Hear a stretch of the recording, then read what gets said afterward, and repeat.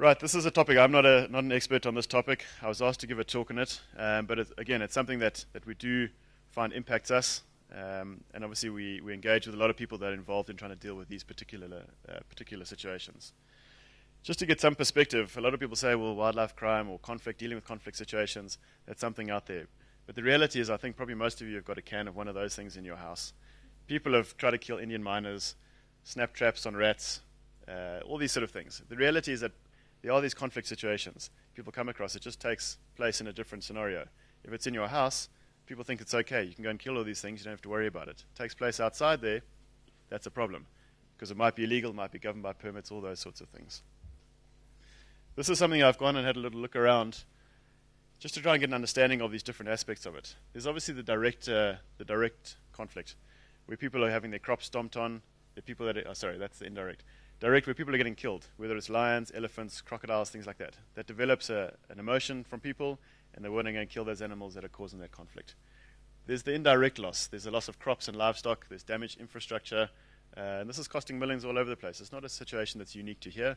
If you go to a place like Uganda, you go to India, you go to China, they've all got different aspects of wildlife conflict.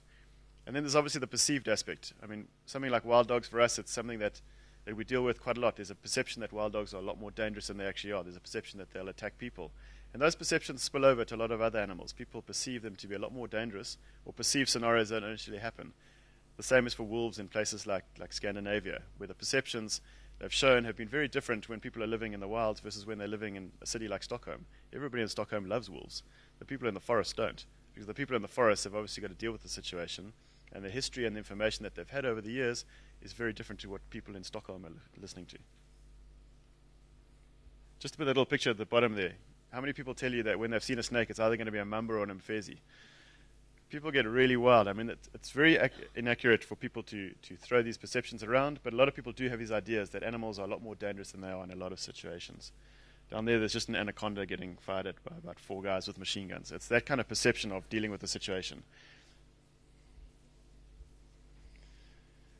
Crocodiles, elephants, hippos, lions, baboons are the primary issues. Baboons, particularly in plantations, lions, obviously with livestock, particularly up in East Africa, with cattle, there are huge issues there. In a lot of parts of the continent, elephants for crop raiding, India, it's the same situation. Hippos, when people are having to get down to water sources, and then obviously crocodiles, the same situation. Water is obviously something that everybody needs. Crocodiles live in a lot of water sources in Africa.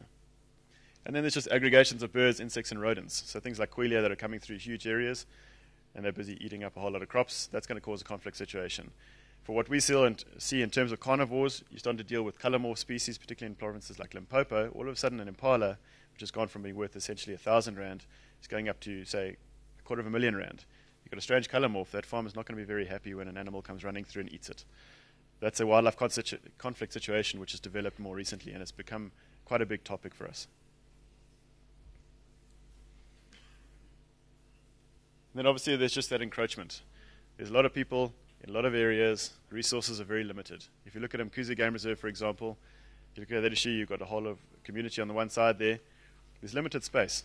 And as communities expand, they've got to go somewhere. In South Africa, we've got a lot of fenced reserves, but in other parts of Africa, those reserves aren't fenced. There's a lot of movement between where animals are going into communities and where communities are going into reserves. So why is the illegal route taken? Well, the reality is that it can be very frustrating dealing with the bureaucracy that's involved in trying to deal with these situations in a proper manner. People get frustrated with permits office. Sometimes you don't have permits officers. Sometimes you don't have staff that are competent with dealing with situations. Sometimes you don't have staff that are familiar with it. You know, somebody might be very good with dealing with crocodiles and hippos, but they've got no idea of how to deal with baboons in plantations. There's those kind of frustrations. If you go to a plantation manager and try and explain a situation based on a scenario that you don't understand, the landowner gets very frustrated, start bringing out guns and poisons. It's just convenience of shooting something. Well, I mean, you see this animal's busy eating your cow. Why are you going to go through the whole process of making a phone call, going back to your house, waiting for the guy to arrive, setting a permit? Opportunity's gone. Shoot it right there. A lot of people say that to us. A lot of farmers take that route. Then there's obviously just killing the problem makes it go away. There's obviously huge issues with that, and there's a lot of opportunity to change those methods, but there's still a big mentality out there that if you just kill it, it's gone.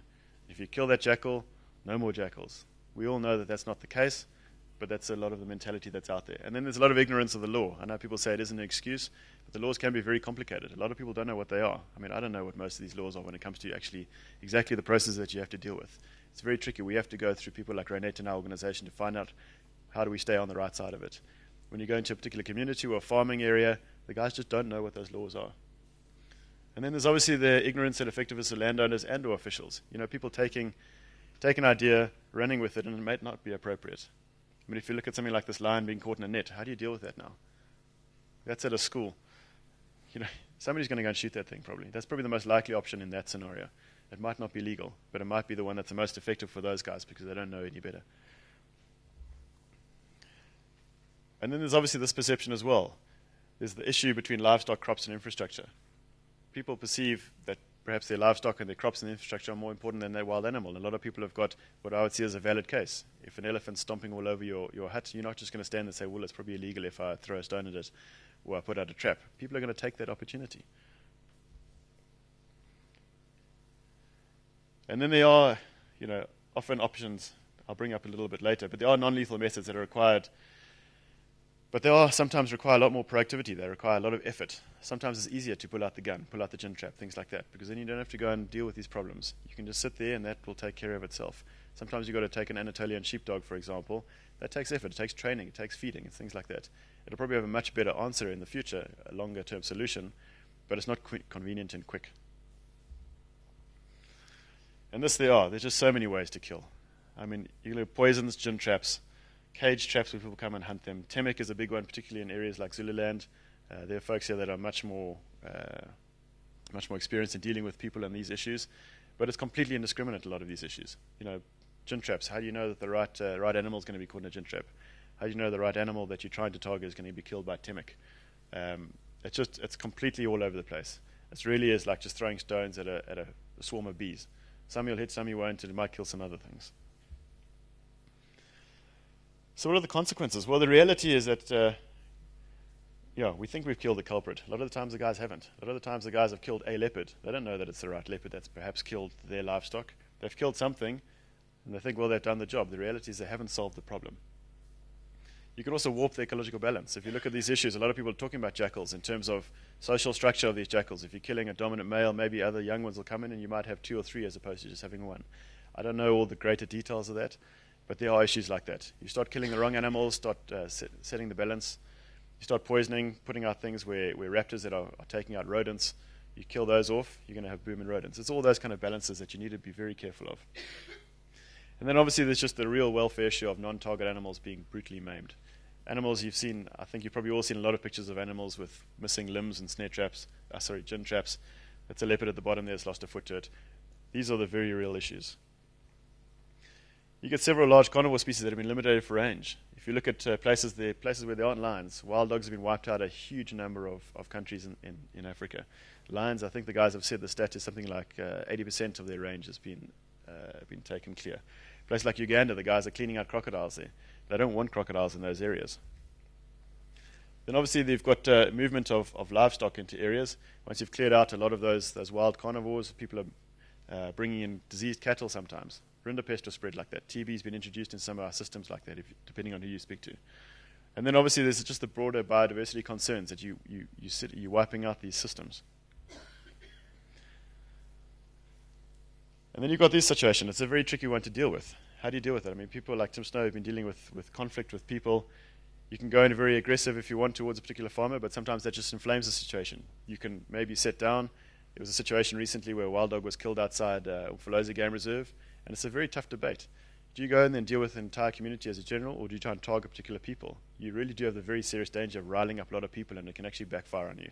It's a very tough balance. Even though the law might say one thing, it's very difficult to deal with those social situations. There are non-lethal alternatives. People have talked about compensation. It's a very tricky one because it's very open to abuse, and it requires a lot of people to go and investigate those. People can have insurance. There are systems where people prefer not to have insurance because then they can blame somebody else. There are opportunities. There are companies that are developing these sorts of situations. There's opportunities to give communities more access in terms of natural resource utilization. Sometimes it helps, sometimes there aren't enough resources, but it's a balance that needs to be developed. Obviously, there's a community awareness education side, which has been chatted about. And then there's just the situation, behavioral changes that reduce vulnerability. People that are working in an area where there's lions operating, try not to walk around at night, things like that. Try and mitigate those situations just by being sensible.